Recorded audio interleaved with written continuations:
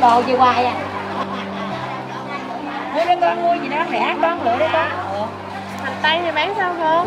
Hành tây con, hành tây 18.000 ký tận. 8.000 ký hả? À.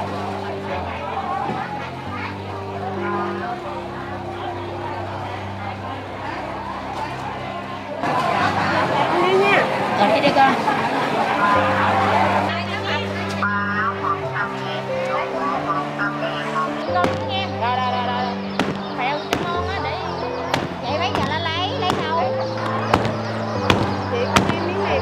Rồi.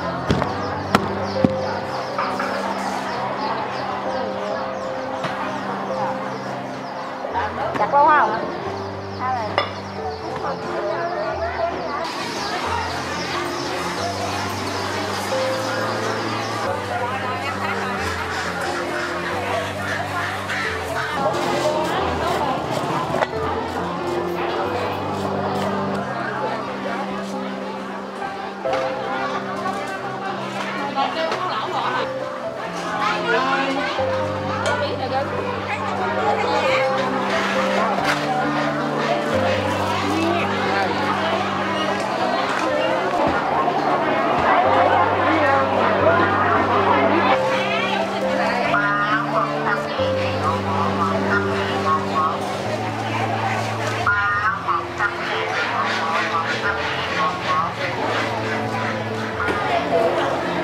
Xin mỗi lượng này 5.000 bịch đó nữa. Em lấy bịch này với bịch é ha. Em lấy tiền. Thôi đây.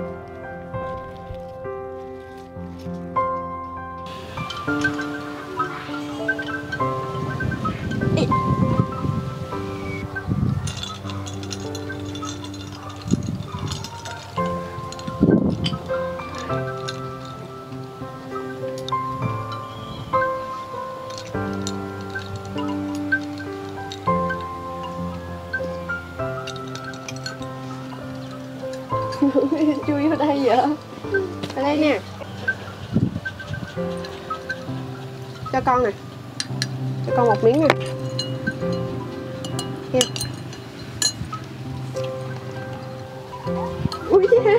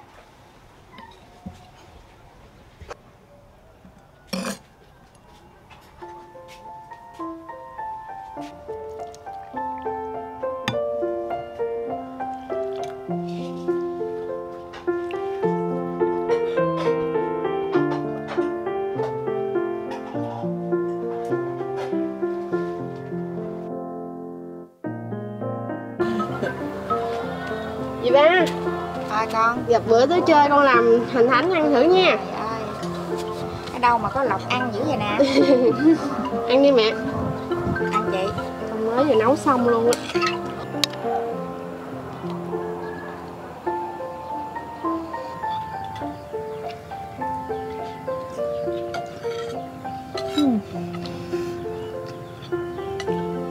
Cái nhân nó làm cũng vừa ăn đó chị nha. Vừa.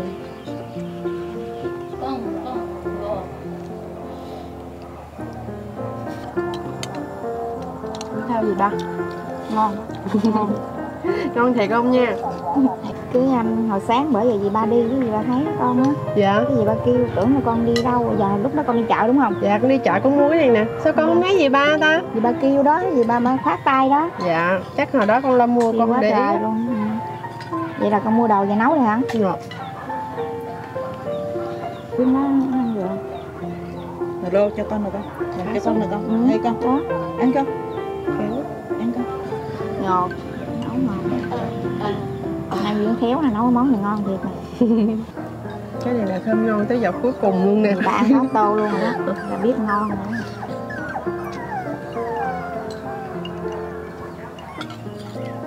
Thêm một tư.